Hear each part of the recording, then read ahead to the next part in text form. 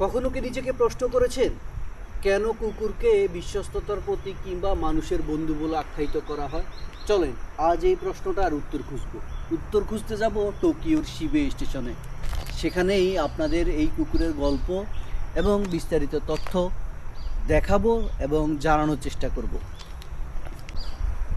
গল্পের শুরুটা হয় 1924 সালে। টোকিওর ইয়োনো ইউনিভার্সিটির অধ্যাপক মিস্টার উয়েনো তিনি একটা কুকুর কিনেন। এটা শুধু একটা কুকুরের ভাস্কর্য নয়, একটা মূর্তি নয়, এটা একটা ভালোবাসার প্রতীক।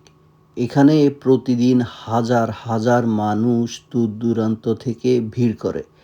শুধু জাপানিজরা না, বিদেশিরা নিজের টাকা খরচ করে বিমান ভাড়া দিয়ে এখানে আসে এই কুকুরের সাথে একটা ছবি তুলবে, কুকুরের ভাস্কর্যটা দেখবে বলে।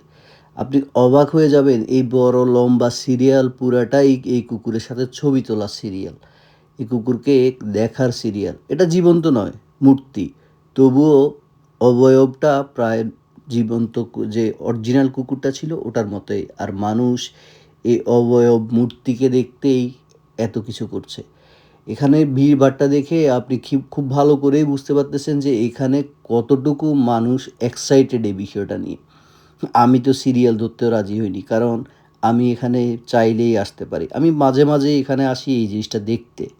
হাচিকো ও মিস্টার উয়েনোকে প্রতিদিন রেল স্টেশনে দিয়ে আসতে যেত এবং ঠিক অফিস শেষ হওয়ার পরে সেই কুকুরটি তাকে রিসিভ করতে স্টেশনে যেত। এভাবে তাদের জীবনটা চলছিল বেশ ভালোই, আনন্দের সাথেই চলছিল। ঘটনাটা ঘটে 1925 সালের 21শে মে। মিস্টার উয়েনো ওনার কর্মক্ষেত্রে মস্তিষ্কে রক্তক্ষরণজনিত কারণে মারা যান। এরপর আর উয়েনোর ফেরা হয়নি শিবে স্টেশনে। হাচিকো দীর্ঘ 9টি বছর ওই স্টেশনে অপেক্ষা করেছে।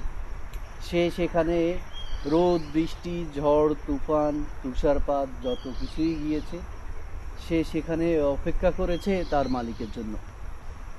আর সেই শিবে স্টেশনেই সে মারা গিয়েছে। শিবে স্টেশন কর্তৃপক্ষ এবং শিবুয়া সিটি কর্পোরেশন কুকুরের এই ভালোবাসা, তার মালিকের প্রতি এই ভক্তি সম্মান, সেই কুকুরের ভালোবাসা ভক্তির সম্মানকে শ্রদ্ধা করে তার একটি ভাস্কর্য তৈরি করেছে শিবে স্টেশনে, যেটা আমার ভিডিওতে অ্যাড করা আছে। এবং সেই কুকুরটি দেখতে প্রতিদিন হাজার হাজার মানুষের ভিড় জমে ওই শিবে স্টেশনে। কুকুরটি মারা গেছে, কিন্তু ভালোবাসার প্রতীক, ভালোবাসার চিহ্ন রয়ে গেছে প্রভু ভক্তির বিষয়টি।